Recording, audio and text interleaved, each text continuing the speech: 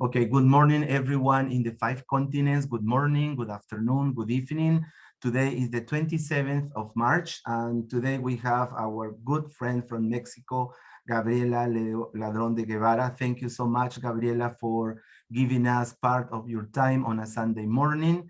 And thank you, Lekixa in Africa, Raj Jill in Canada, Rocio in Ecuador, and also Irma in Ecuador, and all the good friends who are in Facebook Live listening to us. Okay, number one, let me show you my screen so we can talk about what is going to happen the following days. These international English online meetings started in March 2020, and it's been 2 years so far. Okay, as usual, I publish some quotes. So if somebody can help me to read the first one, just a minute, it's frozen.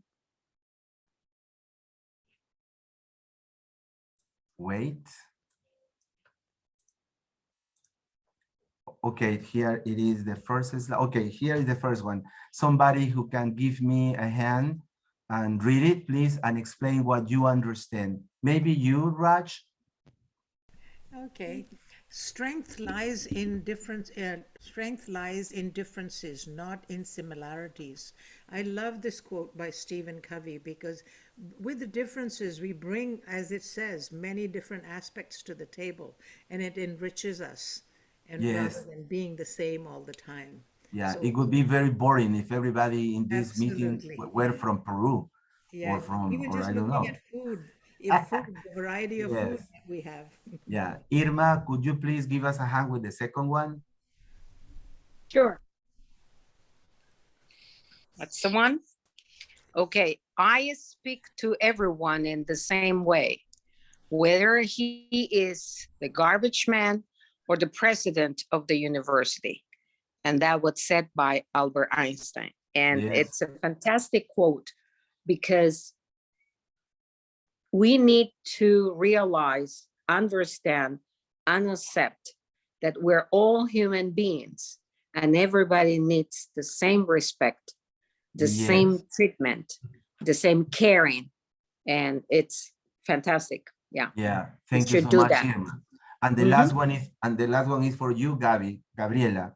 Could you please read it and explain what you understand, what you think?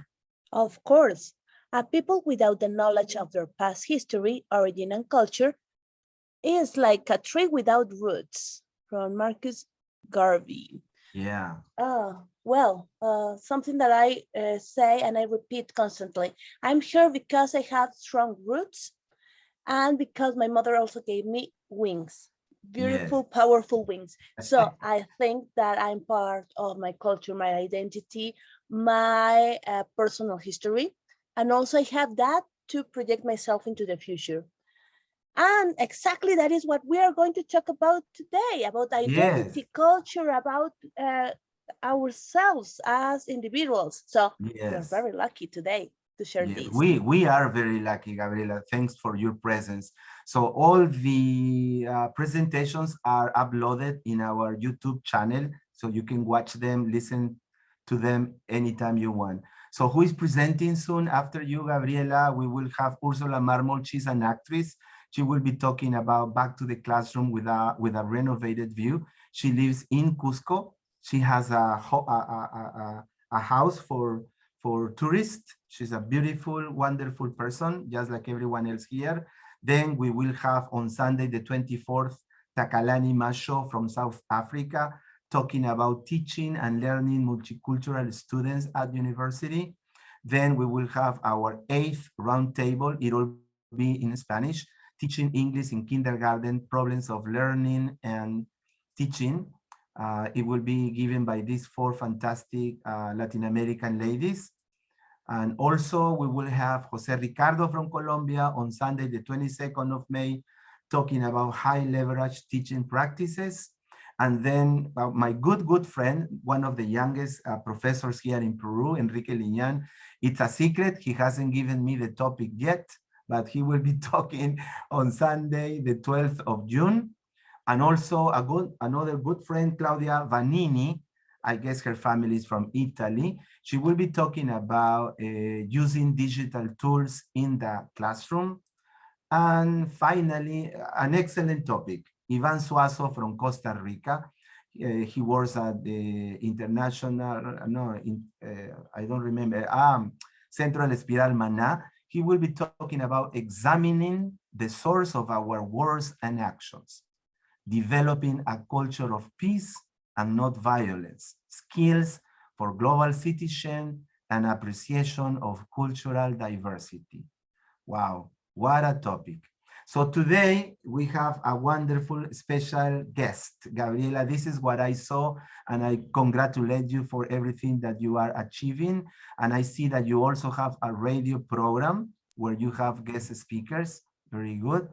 And what can we say about our good friend? Let me look for the info. Just a minute, please. Here it is. So Gabriela Ladrón de Guevara de León, English teacher, teacher training, and in-service tutor, writer and storyteller, professor and researcher at Universidad Autónoma de la Ciudad de México, BA in teaching French, oh là là, on va parler en français, in English and in teaching in English, MA in education and PhD in education. So thank you very much, Gabriela. I will give you a round of virtual applauses, and the screen is yours, my dear Gabriela. Excellent. Thank you very much. So I'm going to share my screen so we can have, okay, yeah. So we can have this presentation. Yes, Lekitsa, are you raising your hand? Yes. Yes. Yeah. You want to say something, Lekixa, or you? That's it. That's it. Okay, put it Okay, down. perfect. I'm so Yep. sorry. So we're going to talk about intercultural communication and the EAL classroom and have some practical activities. Well, first of all, I would like to share with you some facts that we're having in our everyday professional practice. When we are learning a language, that implies also cultural learning. A language is not isolated from the culture they are showing. In which sense? Okay, it could be the sense of having different concepts, different cosmovisions, that's also very important, different ways of organizing our ideas. So cultural learning is part of learning a language. Also, we have to take that into account, that a new language implies new grammar structures that are not the same that we follow in our L1 or in our native language. Lexical items are alien to us because they describe concepts that maybe we don't have in our language, in our culture.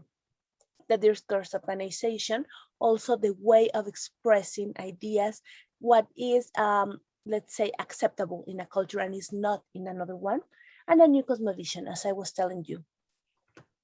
Our personal culture impacts our vision of the others. Why? Because we tend to consider our vision, our idea, our culture, the best one. And the others, well, okay, they are there, but they are different. And as they are the others and they are different, well, we have certain barriers, limits, and we are not really communicating. And I have found some ideas talking about teaching and learning English. English is a global language. So we have that idea that, okay, we are right now communicating to each other from different parts of the world with using English as a lingua franca. But, okay, English is like a concept of a global language, but for our students, is that a reality? It's an idea. Also an academic tool. If we're talking about research, we know that the abstracts are normally in English. If we are reading an article, academic article, papers, etc., we know that the abstract is normally in English. So we, for example, in my case, in my university, we write in Spanish, but we have the abstract in English. So it's an academic tool. And lots of manuals from, okay, our students need some manuals in engineering. They are studying engineering, so they are in English and they don't have the translation in Spanish, not yet, in some cases. So it's an academic tool. Also, a door to the world. We have listened to that idea now. If you learn English, you can travel. If you learn English, you can interact and communicate with people from different parts of the world. Okay. And also, at least in my country, if we speak English, we consider that an element of the stages, the basic stages. You are bilingual, but there's something really, okay, we're going to discuss that later. You know English. Oh, well, so you must be very clever, very rich, very whatsoever. And a modernity developer. We consider English the language of modernity. No, like some languages that were very elegant in the past and they were very relevant in the past. For example, French. I remember that my grandmother, she spoke French because she studied to be a, oh God, she studied and well, in her school, French was the language that all ladies in that moment learned.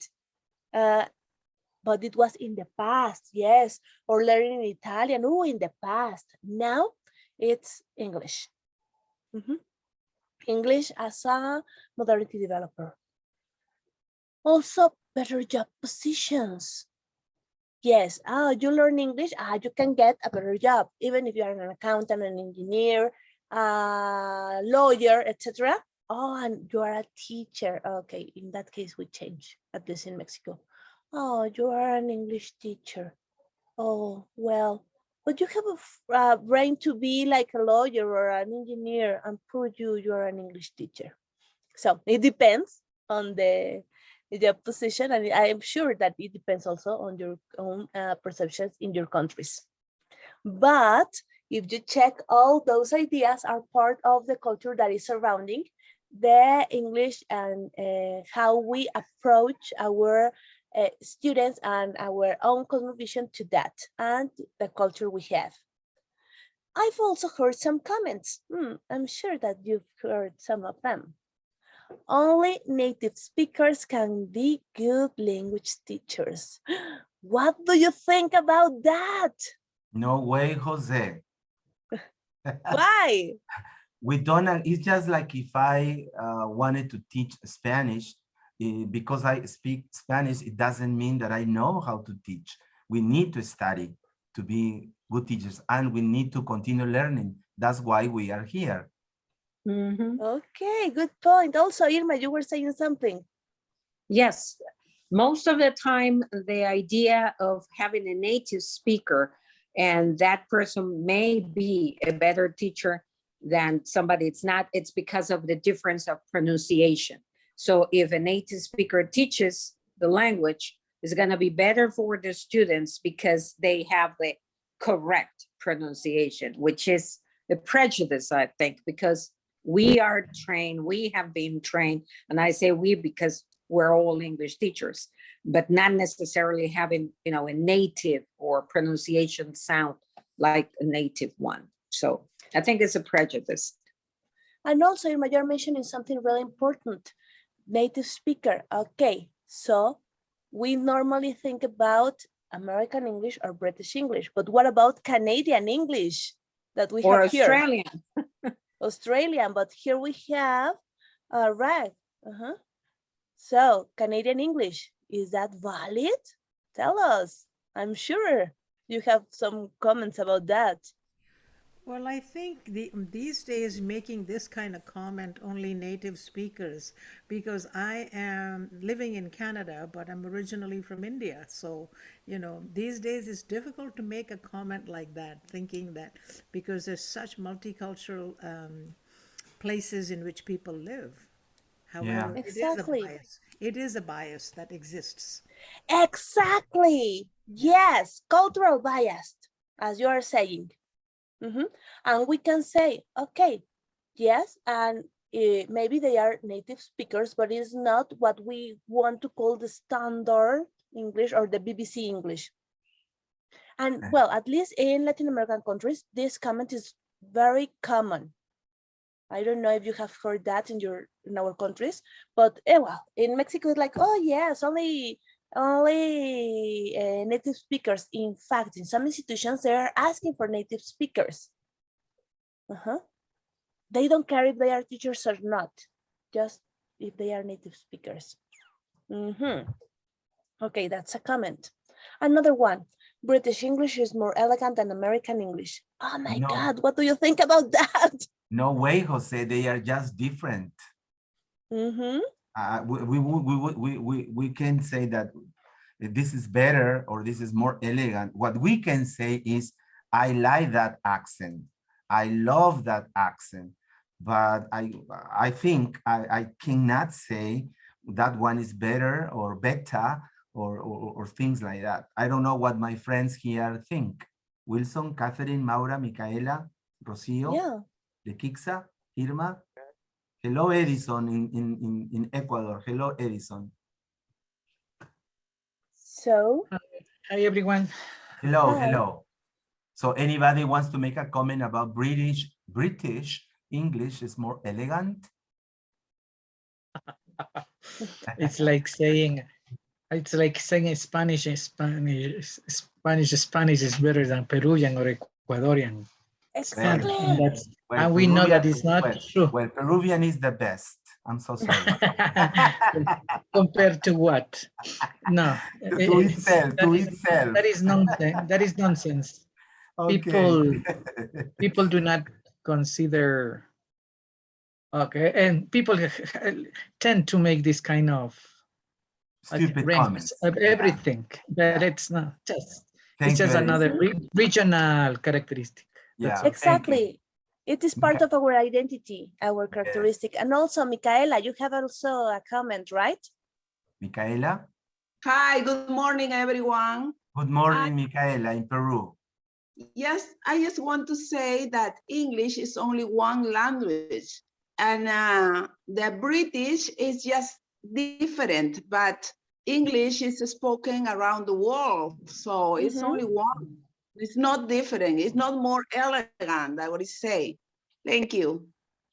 Thank you. Thank you. Thank you very much. Well, if you check, those are, as Rack told us, cultural biased opinions. Because we tend to see, remember what I said at the very beginning, that we consider the others different. The others are different. The others are not like us. So this is part of that. This is part of multicultural world, but we are not taking into account intercultural communication, just multicultural one.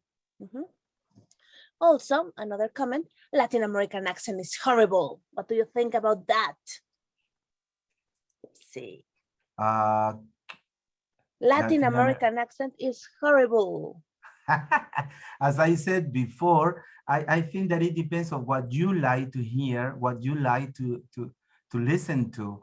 Personally, when I was learning English many years ago, like 40 years ago, I loved the British accent. Then I was studying British English and I loved it too. But then I realized the way we speak, we Latin American, the accent we have, and I also love it. I think that diversity makes us more beautiful, a better place to live. So, but that is a comment, right? So we need to respect it and not accept it, but respect it.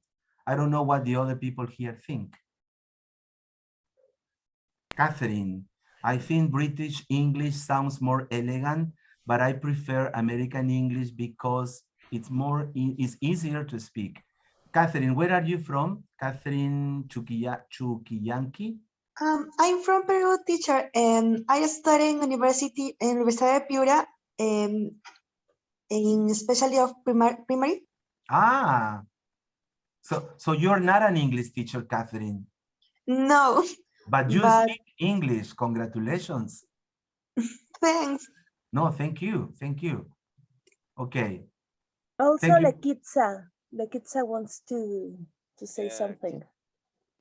about the British language than America. I think my idea language America is better than the British English because it is very easy to learning language America about than English British. Okay, that could be. That's another opinion that you feel one is easier than the other, but it's also a preference. Mhm. And something that I want to point out is that we have our identities. We have our accent. Our accent is part of ourselves. Yes. So we can learn another language, but we keep our accent because it's part of our identity. Yeah. So it's part of our culture. This is something really, really important that I would like you to consider. Also, kids from bilingual schools are the ones who can speak English properly. Well, So I well, must tell you that I didn't study in a bilingual school. I me, started learning English when I was 12, not younger. And I think well, you understand when I speak, so I think it's not that bad. So, well, we are talking about proper English. What's that proper English? The one that is according to the circumstances, the situations, the context that we are using. For example, in this case, academic English, yeah. because we are in an academic exchange. So, Yeah. what do you think? Well, this is a friendly academic environment, starting with that friendly, safe. So that's what we love, because here we have people from Peru, Ecuador, Mexico, Canada, and Africa. And I love the different accents, the way we speak, the way how we emphasize words. And even what I love, let me say, I don't know if I'm going to hurt somebody's feelings, but I love when we have some problems to pronounce certain sounds, and that make us beautiful. Well, that's my opinion. I like to hear the different problems we have, because for us, for example, Spanish speakers, we have problems with the thank you or Thursday, or the difference between beat and bit. So I love that because we can learn. I don't know about the others. Wilson, Rocio, Irma, Catherine, Micaela, Lekixa, Edison, Raj. I think the English doesn't really change. It's the accents that are, that are different. Because I have family members who are Indian, obviously, and have been born in England, so they speak with an English accent, but their faces are brown like me. So, it is also dependent on where people have been educated, what accents they acquire. So to believe that, British are better or Americans are different, yeah, it makes a difference. I just keep coming back to the bias that we have. And of course, in Scotland, people speak English with a very different accent. And is that English or is that Scottish English? Exactly. And well, it's part of their culture. And Scottish people is very proud of their accent. That's something very important. They do not care about having what other people could consider horrible accent because it's different. Check that I'm talking about the same. We consider the different part of the culture something odd, ugly, terrible. No, it's just different. And I Edison, you're raising your hand. I'm sorry, Ra. Sorry, Ra. just, You. one more comment. I like to say Spanish is such a sweet language. There's such a rhythm to the Spanish language, and French is so we all have biases about what we think about languages. Yeah, yeah. And it depends also the sound of Spanish. It depends on the regional accent we have. Mexican Spanish is very different from Peruvian and very different from Colombian or Argentinian Spanish or Spanish from Spain. And even in the same country, if I Yeah. from the coast or from the highland wants to say something, Edison in Yeah. Ecuador. Edison. Yes, we are talking about, well, it's the same. It's a matter of social linguistics, okay? So, and people just don't understand these kind of differences, and that's one thing we have to be aware of. And another thing I was trying to talk about these bilingual schools. What do they mean by bilingual? Because in our country, we know there are schools that are self-called bilingual, and they just have 3 or 4 hours of English a week. So to begin with, it is what we have to state what a bilingual school really means. Yeah, the problem, I think, I'm not so sure, but it looks like that because I have many Peruvian colleagues I interacted with.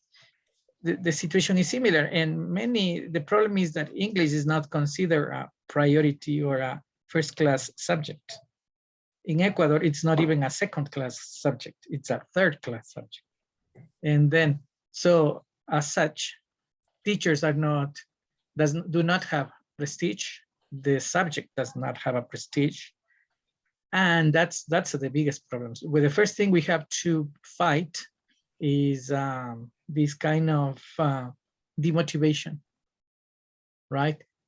I think I believe that Mexicans, as they are closer to an Anglo-Saxon speaking country, an English speaking country, sorry, English maybe it has more prestige because it allows them to be in contact. In Ecuador, in students or authorities or other teachers don't see the need to study English. So why bother? So the first thing we have to fight is that kind of indifference from authorities. It's part of our culture, I think, Edison, and it's true. And remember what I was telling at the beginning about the English teachers, that maybe, okay, yes, you can have a better status if you speak English, but if you're an English teacher, it means that you didn't have the brain to be another kind of professional. Unfortunately, in my context, that's the point. And in Mexico, yes. Really, Gabriela? Yeah. And in Mexico, English is compulsory in basic education, since basic education. It's part of the programs from our Ministry of Education, but it is considered, yeah, it is considered like a not very prestigious subject. And that situation is transferred to the teacher, yes, as Edison was saying.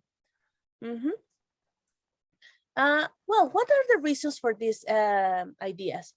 Some of the possible reasons that I have found talking to my colleagues are, and you are going to be surprised, that we have some approaches to ELT based on historical events. For example, in Mexico, we have the relationship Mexico-USA that is not very smooth, to say it in a way. So it is very common that our students and and the people around us think that, well, English is not the best language to learn. They are talking a lot about learning original languages in Mexico, Nahuatl, Zapotec, Mixtec, etc. But at the same time, there is that double vision of that they say, yes, it's very cool, but at the same time, oh no, you're bilingual because you speak your original language and Spanish, so that's not being really bilingual. Cultural assumptions and bias. Anti-imperialist ideas. They consider that if we are learning English, it's because we're going to be part of the imperialism. Yes, and that that big monster is going to eat our countries. And our brains. Well, the brains, they have already eaten them. Okay, so the countries, yeah, next. With Netflix, okay, but anyway, then we have mental representations. That is very common that, at least in my context, students think they are not clever enough to learn a language, a foreign language. Yep, They consider they are not clever enough. They can say, okay, I'm very good at history, at mathematics, at geography, but languages, no. Languages are very, very difficult. Learning a foreign language is, oh no, impossible for me. What are the results? We have been discussing lots of them, and Rach had mentioned one that is very, very important, the bias. So we have prejudice, inability to interact with the other. Remember that I was talking about that. If this is us, we are the ones that have the right to decide if the others are correct or not, because we're right and the others not. So the inability to interact, because we have that idea. For example, no, we are English teachers. We know about our job. Other people cannot say a thing about our job. Okay, they can. Maybe not from the same point of view, but we can interact. So we have the other. And also the affective filter is increased. If we don't feel safe, as you say at the very beginning, Jaime, that we are in a friendly environment, if we do not feel safe, we are going to have the affective filter increased. Yes. And the learning is not effective. If we do not feel safe, well, learning is not taking place. Why not? Because there's no way of learning under that circumstances. And there is not a real intercultural communication. In fact, there's no communication. Yeah, that's and true. Something that I would like to point out, every single classroom is a multicultural classroom, every single classroom. Right now, we are in a virtual classroom, right? Right. Sharing ideas, sharing concepts, and we are in a multicultural setting. So in every single classroom, we have the same.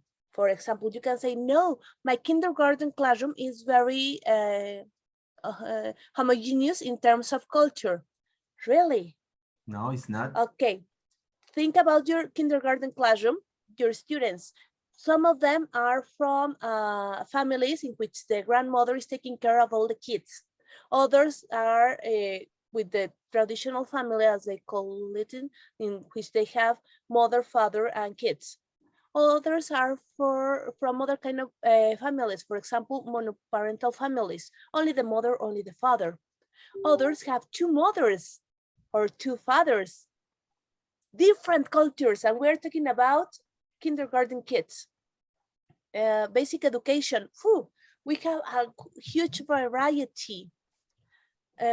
We can see that the cultural environment at home is very, very important.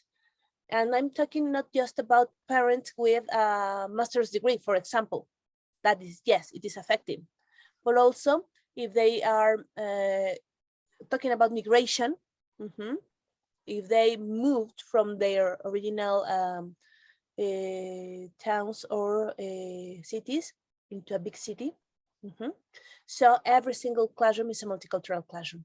And talking about university, wow, diversity is huge. We find students who are married, who have kids, others who live with their parents, and we talked about the different families we have. Others that are working in something that has nothing to do with their studies, and others are working and researching in their field of study.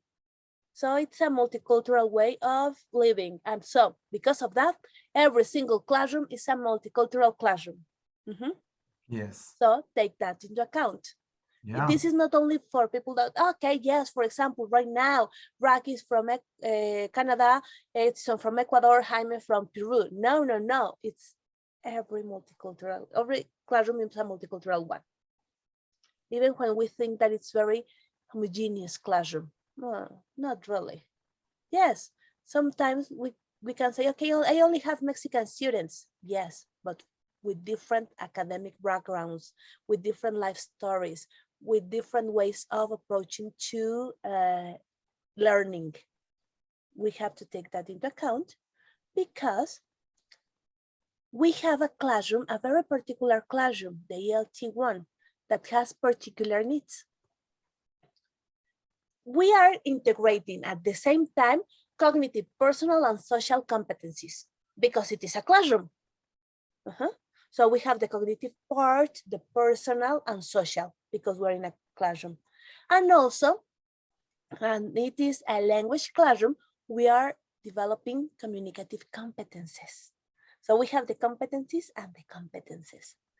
And because it is a language classroom, we have that appreciation of cultural differences and diversity. Because learning a language, remember the first part that we discussed that learning a language implies learning a culture?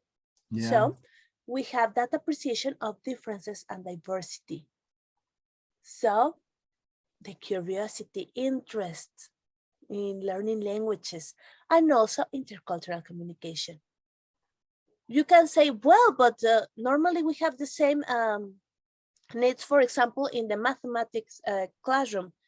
Yes, but talking about the cultural component in the language classroom, it is bigger. Why? Because we are working with that part of the culture. In mathematics, yes, it is important to check cultural differences, but when we are learning a language, it is vital. Because what is our main, when we speak, let's have it easy. When we speak, what is our main topic, our favorite topic when we're speaking? You mean in class? In your life. Good. Family. I usually talk about my family, my plans, the food, and music, I guess. Okay. And football. Okay, so my family, my music, my favorite sport. What is our favorite topic? Ourselves. Ourselves. Yeah. So Good point. If we are in a language classroom, we use our favorite topic. Okay, write an essay about, okay, TOEFL essays.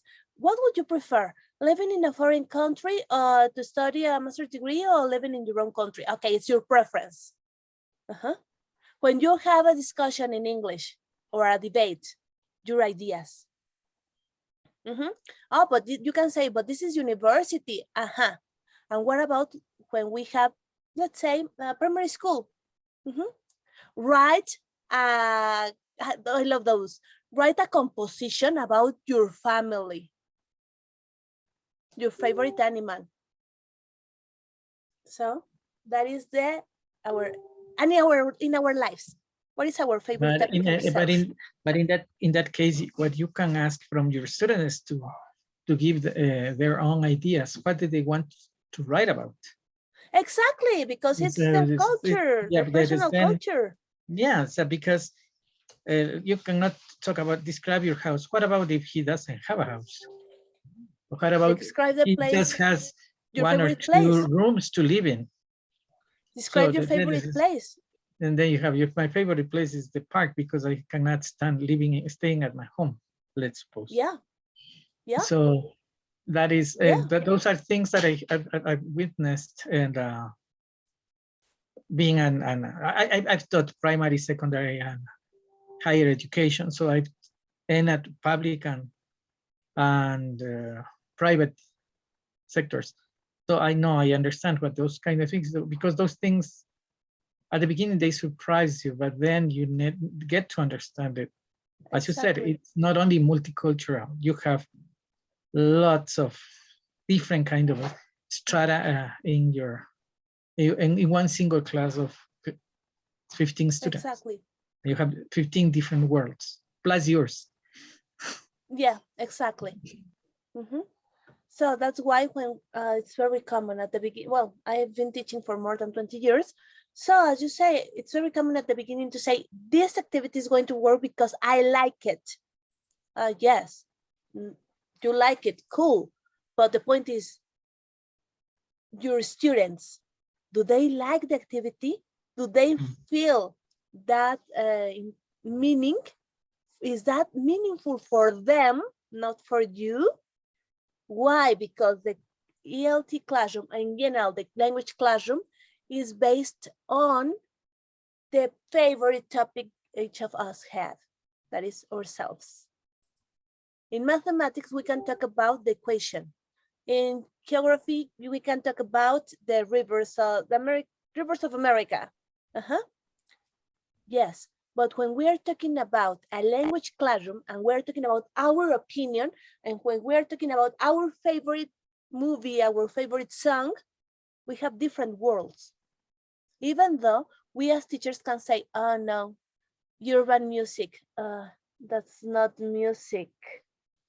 It's your opinion, not your students. Maybe for your students, urban music is perfect. And they love reggaeton. Why not? They like it. It's another culture. And remember, for our students, we are ancient people, old-fashioned people. Yes, that's true. That's true.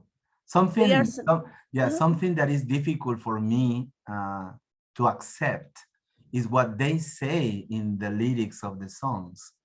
Everything, well, unfortunately, most songs now talk about sex, and not implicit, but explicit. So that is something shocking for me, difficult to accept, but as you said, that's what they like, and well, what can I do? And they have another approach to sex also. It's Yes. not the one that we have. Yes, that's true. That's true. And another approach to their body. Yeah. So it's not what we have. When we studied high school, okay, in the 20th century, because we're from the 20th century, we have another reality, and that's true. Yeah. Okay, so we were talking about multicultural settings, but what about intercultural communication? I love this definition because I think it's very easy to understand. That it implies respect, tolerance, knowledge, appreciation of cultural expressions. As you were saying about reggaeton and explicit lyrics, okay, it's another cultural expression. And if we consider that, we can work with effective and real communication. And I will also say affective. Not only effective, but affective. So, intercultural communication implies the people and try to figure out something about them based on the culture they belong to. So people, we're talking about people. We are not talking about countries. We're not talking about something that is like, okay, if we talk about Anglo-Saxon culture, it's like very general. It could be whatsoever, but if we talk about the person who is next to us, it becomes real. Also, it includes discourse systems associated with different genders, sexualities, generations, workplaces, and professions. It is not the same to talk about, to talk to a woman and to talk to a man. And I'm not talking about being sexist, that is another thing. We create, culturally, we create different links with men and with women. Culturally, it depends on our culture. Also, talking about generations, it is not the same to talk to your grandmother or to talk to your cousin. To talk to your boss or to talk to your students. It is not the same. Yeah. And we assume that in our everyday exchanges. So why do we take those ideas that are very clear in our native language? What do we take them out when we're talking about the classroom, the language classroom? So also it implies, sorry, this is by Scollon and Jones. Also, it implies to have that difference in our mind. Talking about, okay, for example, asking for permission. It is not the same to go to talk to your boss, a permission to leave early, or to go to your mother's. Mom, can I leave early today because I want to go to whatsoever place I want to go? It is not the same. Asking for some soup. If you ask to your grandmother, you're like your puppy face, Granny or Nonna, or can I have some more soup? But if you go to a restaurant, you cannot have the same interaction, right? Right. So that's part of intercultural communication. And we live, remember what I told you, that we live it in our classrooms every day? Okay, the same. We live it in our life every day. So why do we keep it outside the classroom? So I have some activities. Remember that I told you that I have some suggested activities? Well, the first one is reflection activity about the language form and its use in natural context. Checking participants and situation. Remember the definition about intercultural communication? Well, this is checking the participants and the situation. And problem solving. We have a problem and we have to solve it, checking the situation, the different approaches, and being creative in the language. I have an example. Here we have 3 sayings. The concept is the same. Hasta mañana si Dios quiere. This is in Spanish. That could be like, see you tomorrow if God will. We have in English, see you tomorrow, and we have in French, à demain. Okay, so that could be a very simple discussion with your students. Who performs the action? Who has the credit of the action? And in your opinion, why do they have these different approaches? So 1 minute to think about that and discuss together. Go, 1 minute, think about that, and then we discuss together. Oh, sorry. Oh. Okay, some ideas? Anybody, please?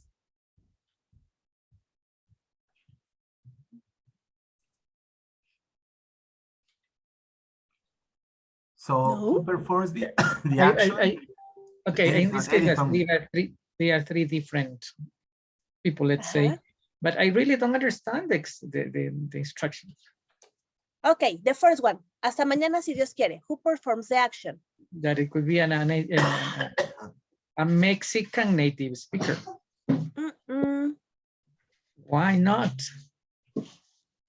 What is the action there? Dios quiere.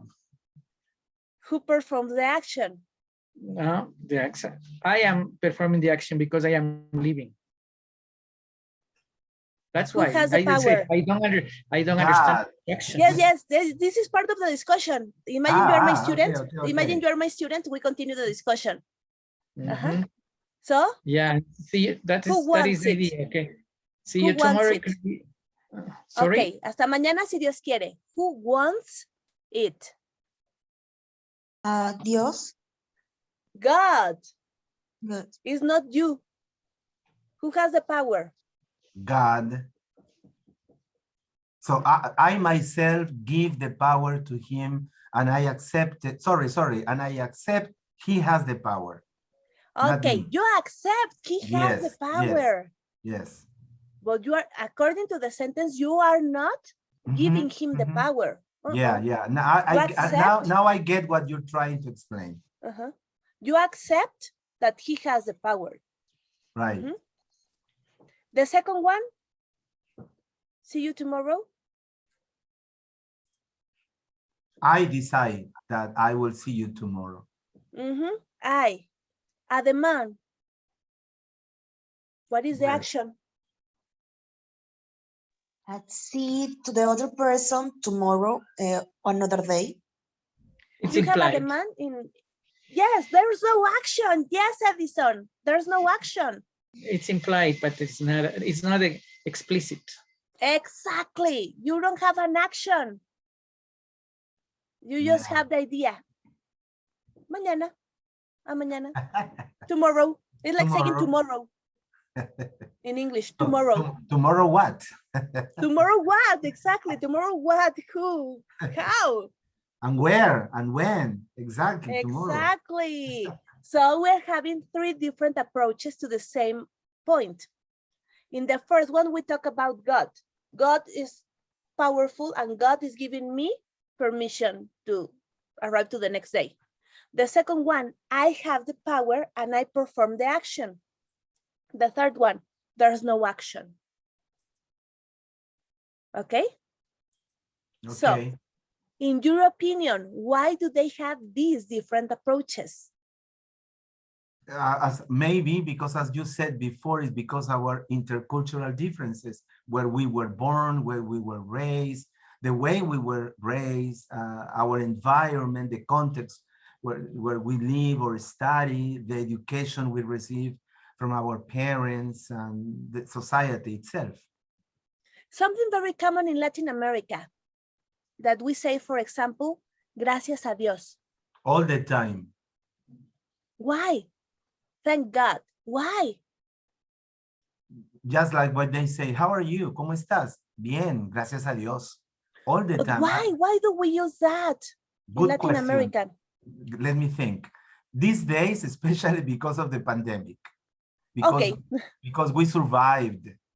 Number two, because I guess that we think there is a God who exists and is real, and he has the power. So we just, yeah, maybe, I don't know, Edison? Which God, I say. Exactly. Because that is good point, because the main idea in this case is just our Judeo-Christian tradition. It's not, because there are people who don't even believe in God, but they say it's just formulaic. Yeah, it's not because it's not that they is feel it. It's just it's part of their tradition. It's not because they are good. Catholic. They are not. They're even, some of them they're not even Christian, but they just said because it's part of our some indigenous people in Ecuador say Pai. That is like a contraction of Dios le pague. So they used to say Dios solo Pai, and now they just say Pai. And now many mestizos people use just Pai. Yeah, and because that's you see how this works, and that is sociolinguistically talking is a transition. And for example, ojalá. Why people why people in the US don't say oh my God and they say oh my gosh. It's the same thing. It's formulaic. Is something according to a tradition. What is a tradition? In Latin America, we have a history. Remember when Spaniards arrived, that they arrived not only with an army, with let's say weapons and soldiers, but also with spiritual army, with all the priests, Catholic priests that that had that mission to spread Catholicism in America. So Latin America has a strong tradition. Edison said that, a strong tradition, Catholic tradition. And sometimes it's not even a belief, a real belief, but it's part of the tradition. And it's part of the culture, cultural expressions.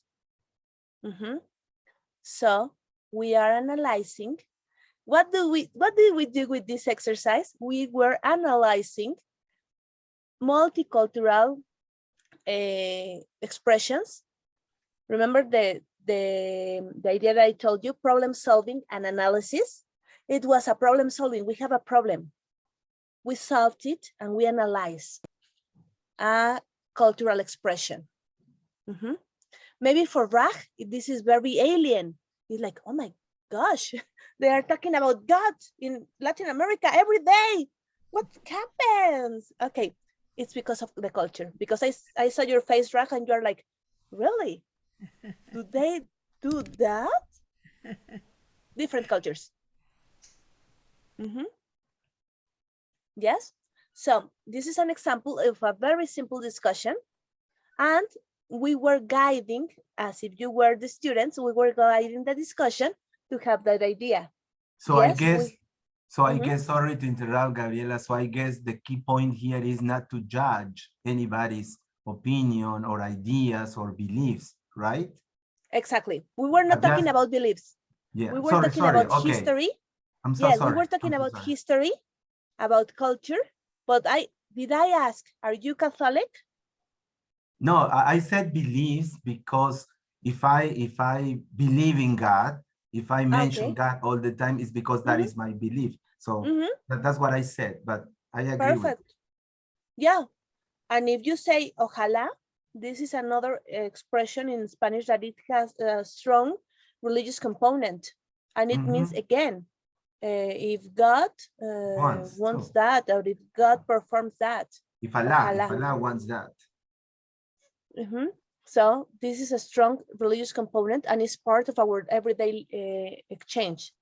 And as Edison was saying, it is not something that is, it's only part of that religious belief, but it is also part of the tradition, the culture, the way of speaking. Yes, some expressions we have in our languages have that cultural component. And this is very important to understand it. Also, this is our first example. This one, look at this photograph. Oh my God.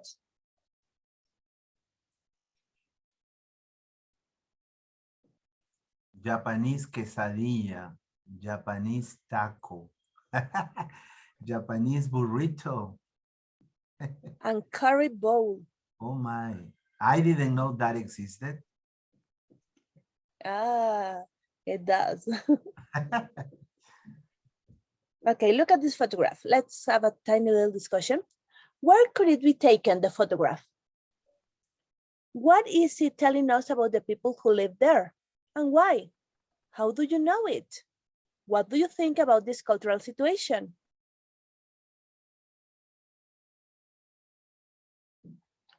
Okay, let's go back to the photograph.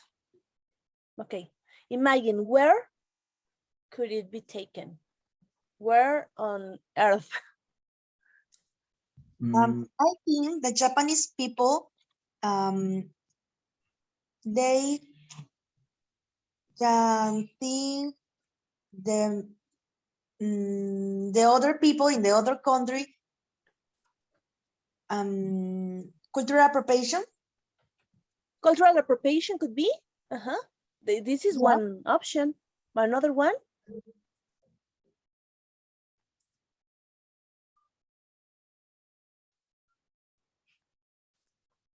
Why cultural appropriation? It's like if I prepare something that I learned how to cook, it's not necessarily cultural appropriation. Cultural appropriation is when you get a benefit from a lower, let's say lower, quote unquote, culture. And that I don't think that is what is happening here. I So think what's happening? I think it's just one way to say we Japanese can also prepare quesadillas, tacos, and burritos. And burritos, I don't think it is even Mexican. And curry bowl is Indian. Curry, actually. So I don't think that is could be cultural appropriation. It's just another way to prepare food. It's like saying that there is only one kind of ceviche, and we know that ceviche comes from Chile to Central America. And that's it. It's that there are differences, but they are. And that's Any other? No, I don't think that is appropriation. Okay. Any other comment?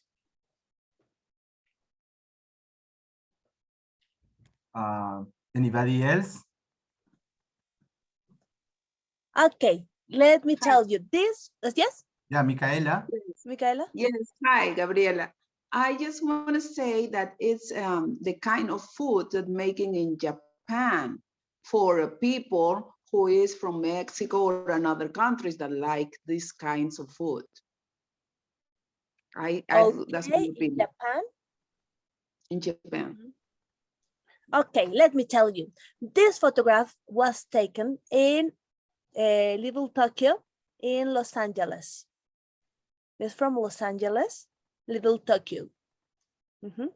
So the neighborhood that, yes, with Japanese people, but in Los Angeles, that is a city in the United States that has lots of Latin American immigrants, especially Mexican immigrants. And not only Latin American, because we can have curry bowls. Okay? Yeah, that's true. So it's a way of having multicultural food for the context that they are living there. Yes, Japanese people because it's Little Tokyo. Yes, Latin American dishes because it's in Los Angeles.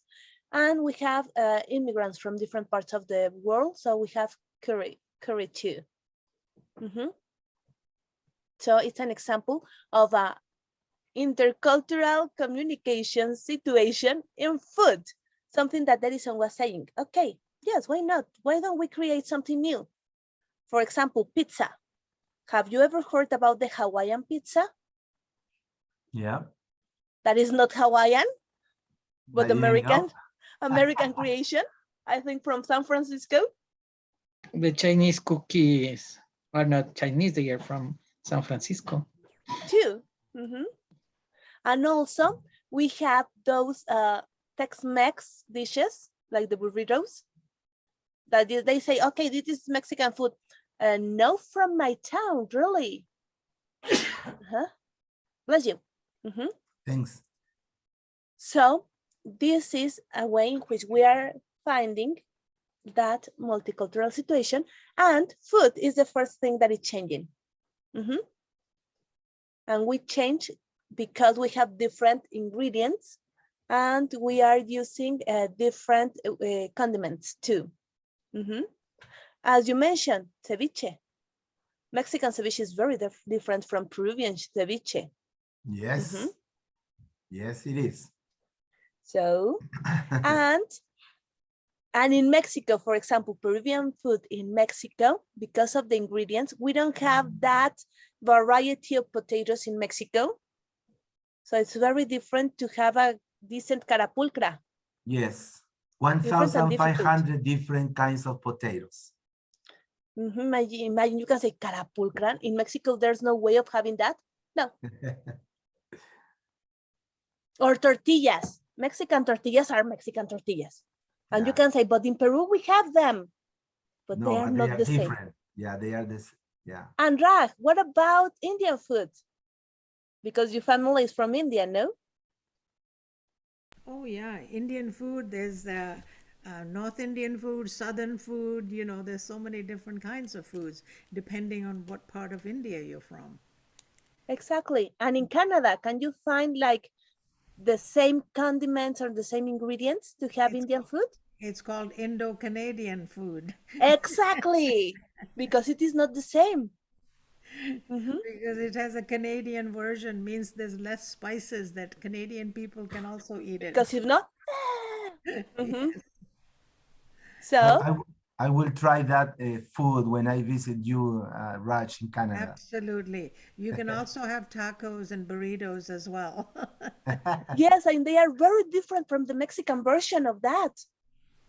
Yes. And they love it. And they The say Canadian people version. Yes, they love that version, or the Indian version. And it's really tasty. Does it mean that they are right or wrong? No, because it's part of a new culture, a new cuisine. They call it like that, cuisine, world cuisine. It's not like traditional dishes, but world cuisine. And they call it fusion too. Yeah, yeah, exactly. So it's a new way of experience food, and it's a new way of experience our cultures. And does it mean like, oh, you Japanese quesadilla? What? No, it's different, and it could be very tasty. Yes, just give us the opportunity to taste it. Why not? The same with the languages, the same with the cultures. Okay, this is a reflection activity in which we analyze a photograph, we discuss, and we solve a problem. And it is very simple. Also, we can have another suggestion task based on authentic texts with real situations, and the reformulation of authentic texts. For example, this one. Oh, yes, Wikipedia. English as a second or foreign language. Oh, yes, we love Wikipedia, right? So, let's think about Wikipedia. I'm going. You know Wikipedia. So, what kind of text is it? If we are going to analyze the text, we have argumentative, informative. So, what kind of text is it? The Wikipedia one. in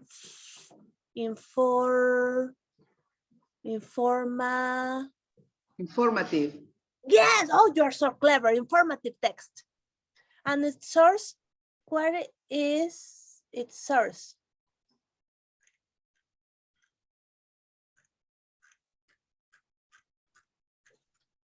Wiki.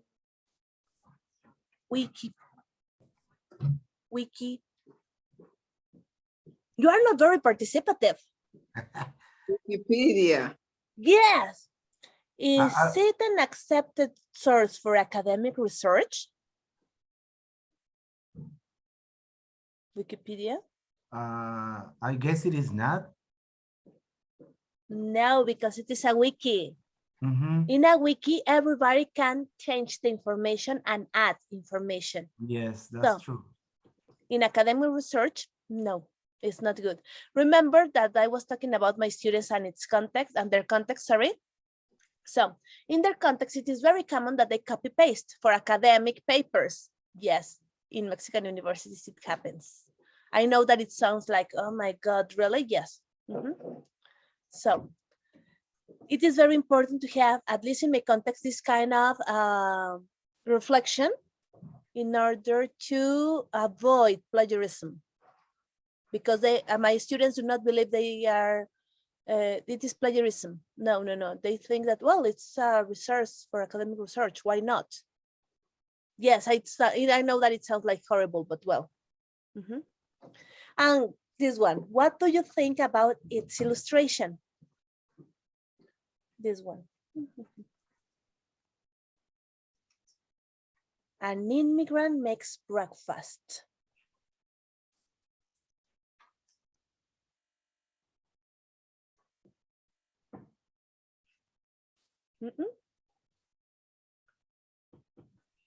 Okay, well, why do you have, sorry?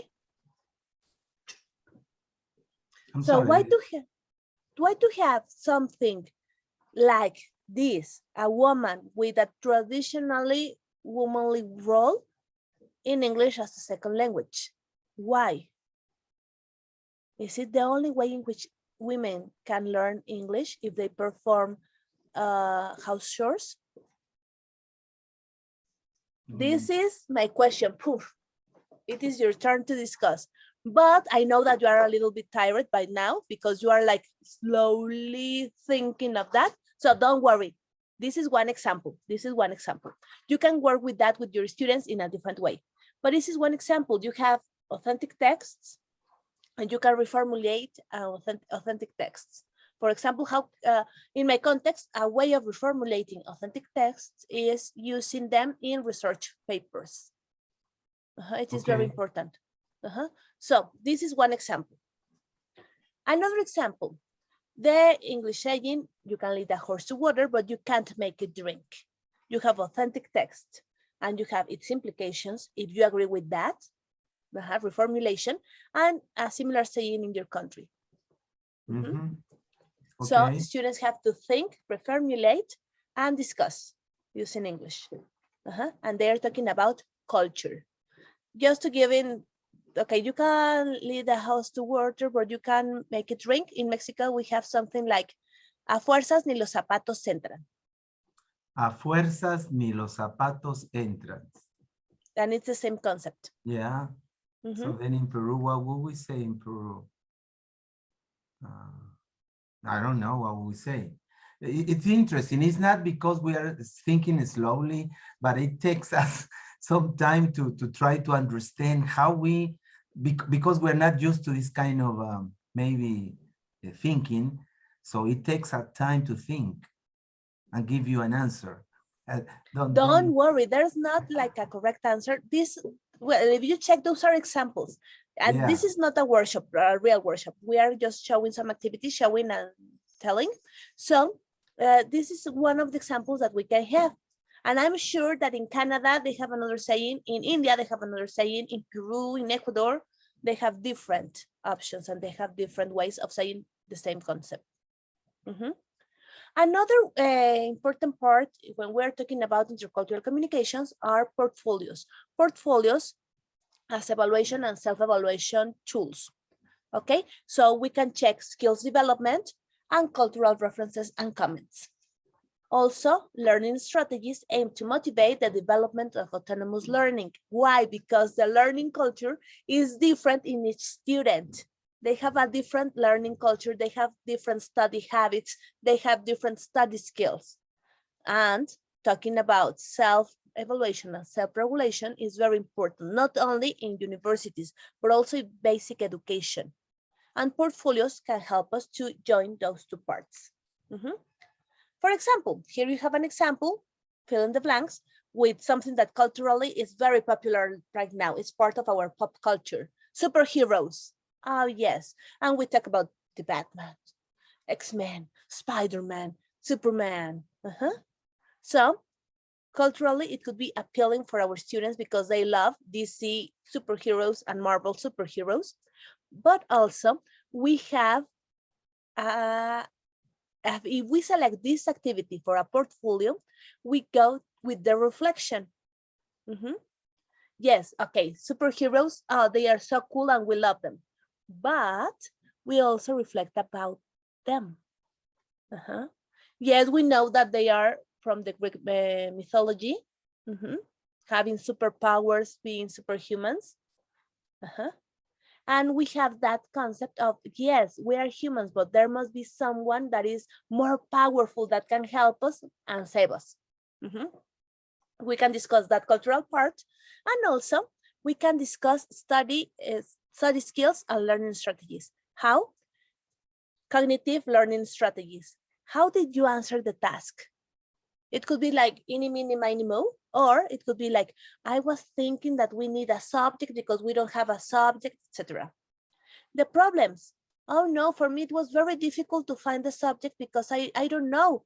Sometimes in Spanish we don't have subjects, but in English we need them. It's very difficult. How did you solve them? Okay. I have a question, Gabriela. Yeah. The students you work with and you use these activities, they belong, they are really, they come from different contexts, different realities.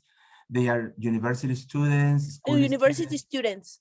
But as I told you at the beginning, at least in my context and situation, I have some students that are really adults that work, that have families. This is a culture. Others that live with their parents and are very young. Okay. I remember others, now. Yes, others that are from original, that their first language was original language, but they don't want to speak it anymore.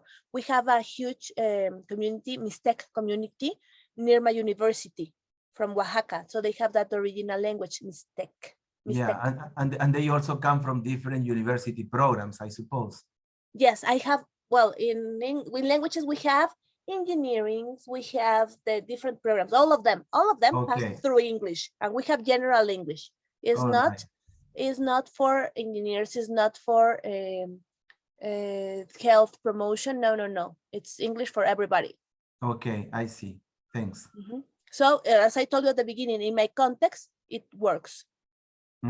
Because I can have a student from creative writing working with another one from political sciences.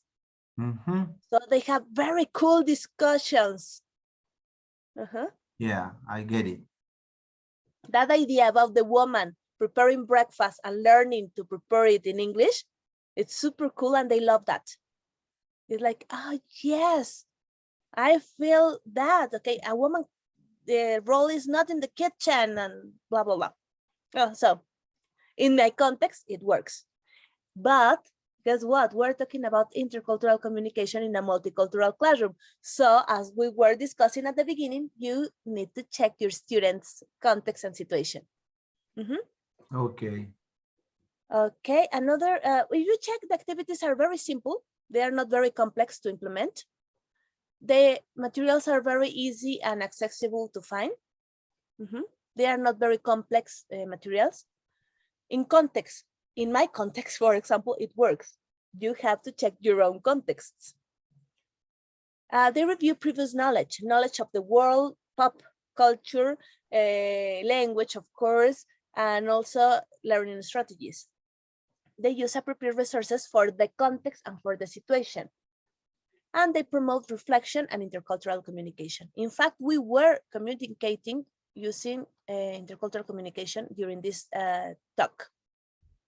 And the most important part was when you start checking your own and sharing your own anecdotes, your own cosmovisions, your own academic life.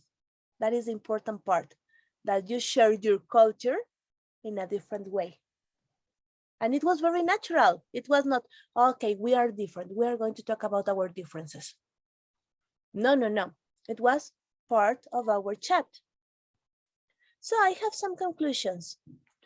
Okay, the mastery of the English language now is widely recognized and as an important tool in today's world.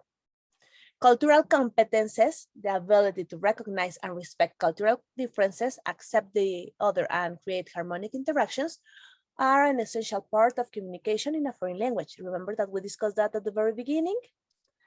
And intercultural communication is an essential part of the classroom. I have here ELT classroom, but I think in every single classroom it's important because we're working with human beings.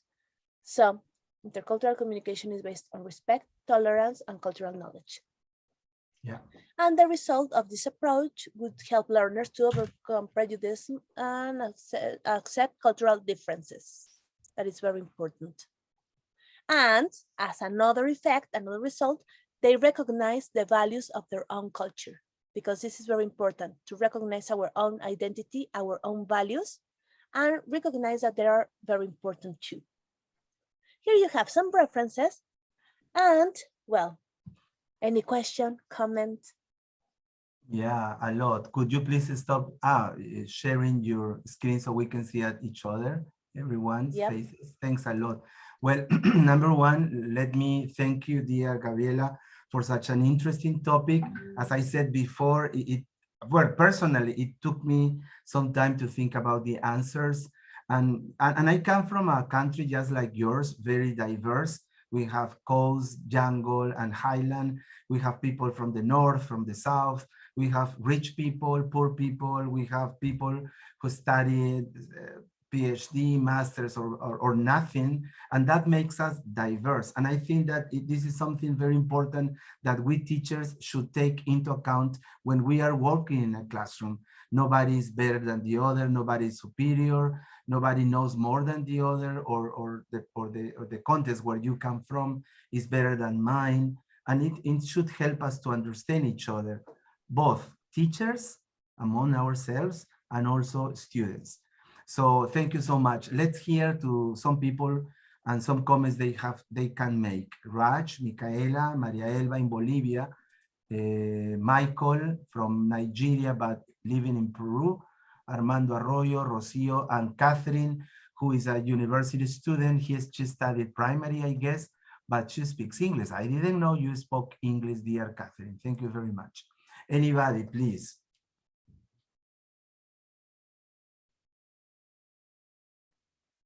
We are all ears to your comments. Raj, Micaela, Maria Elba. Well, or maybe if you prefer, you checked my email, so maybe you can send me an email if you have any other comment. Just write the subject that you are part of this talk, like ELT talk, and we discuss that, and it could be really good. Maybe you don't feel right. Remember that we were talking about feeling safe in a friendly environment. Maybe for your question, this is not the moment, the context, yes, or the situation. Yes, it is. By the way, Gabriela, I have no, but everybody has different times of learning, so maybe they are processing the information. So well, let's give them time. Let's give them time. I was saying that I have added your cell phone number to our researcher and educators group in WhatsApp. So we will get information. Yes, Raj, she wants to talk. Well, I think what I got from today's conversation, and again, it confirms it, that I may be an English language speaker, for instance, but when I go into a different culture, it's important that I understand the cultural values, the cultural traditions, etc. in order to connect and relate to people.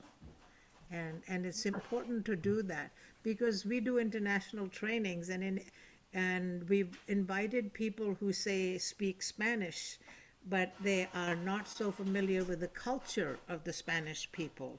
So there can be some challenges in how this presenter shows up in that country. Just because they have the language skills doesn't mean they have the social skills.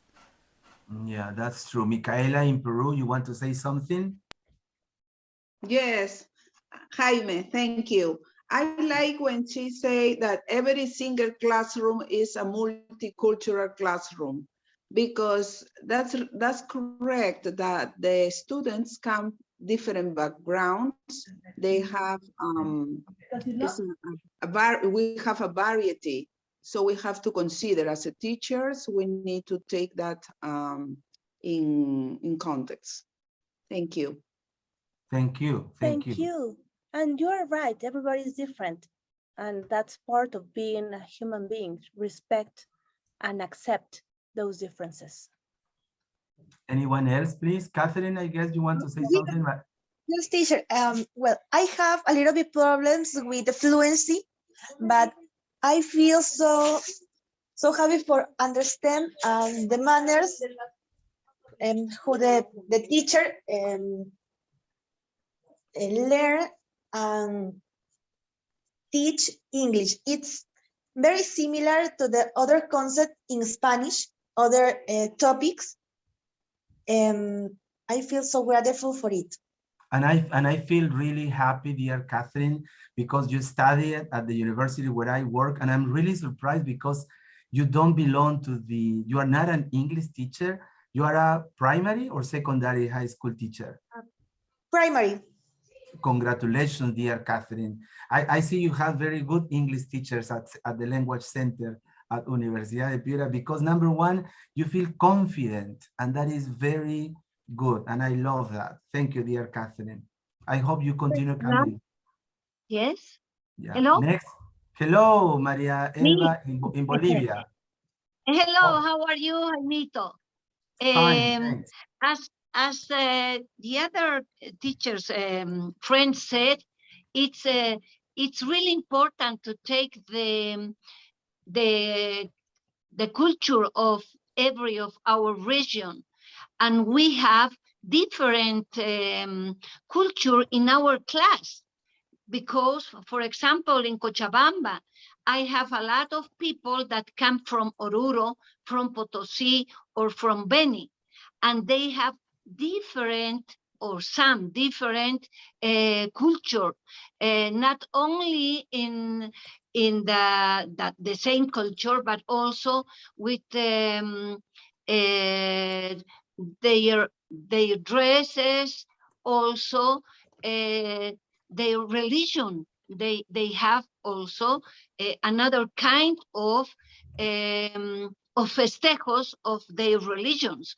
For example, in La Paz, we can see a lot in Carnival or in some other parties or holidays. They used to do many different things that we do in Cochabamba or in Santa Cruz. So they have their culture. Each of the indigenous that we have in Bolivia, as in Peru, we have llanos, we have altiplano, and we have valleys. Yeah. And we have different. So it's really important to join all our cultures in our class and talk about of one and then the other one, and try to look for the similarities or difference that we have and learn to respect the other culture. Yes. Or maybe we have also some people that come from Argentina or Peru también. Okay. Okay. Thank you very much. Anthony Michael from Nigeria, living in Peru. You want to say something? You wrote something, Anthony? Are you free because of your baby? Yes, I want to read what I wrote. Read it because it belongs to you. Yes. The beautiful thing about the human life is the diversities we see in life. Physical appearance, culture, country, language, status. When we bring this factor into classroom, it becomes a beautiful thing to behold when students are trained in this perspective, that we can learn from each other, among students, among teachers, between students. This broadens the horizons of our students, that life as a bundle of reality has faces, or and phases. So Yes. when we bring all these things together, our students will no longer be trained that just one streamlined knowledge system. They will have a broader understanding of knowledge. And in this way, when they come out, they will become a better product that our world needs. Thank you. No, thank you, Thank you very much. dear Michael. Anyone else? Well, sorry, I'm really, really sorry. I have an appointment at 10 a.m. Mexican time. Okay. We want It to has thank been you, a dear Gabriela. pleasure to be with you. I've learned a lot, and you have been an amazing group of teachers learning together. Thank you very much for this wonderful experience. No, thank you, Jaime, dear and thank you, Gabriela. everybody. No, thank you, dear Gabriela. It will be a real pleasure to have you back sometime next semester. So thank you for your expertise, all the information you have shared with us, and have a very good Sunday. See you, everyone, next presentation. Goodbye. Bye. Thank you Thank very you, much. Marielba, Catherine, Congratulations. Anthony, Raj, Bye, everyone. Marielba, Rocio, Micaela, and everyone. Bye. Much. Bye, everyone. Bye, everyone. Bye, everyone. Bye. Sunday.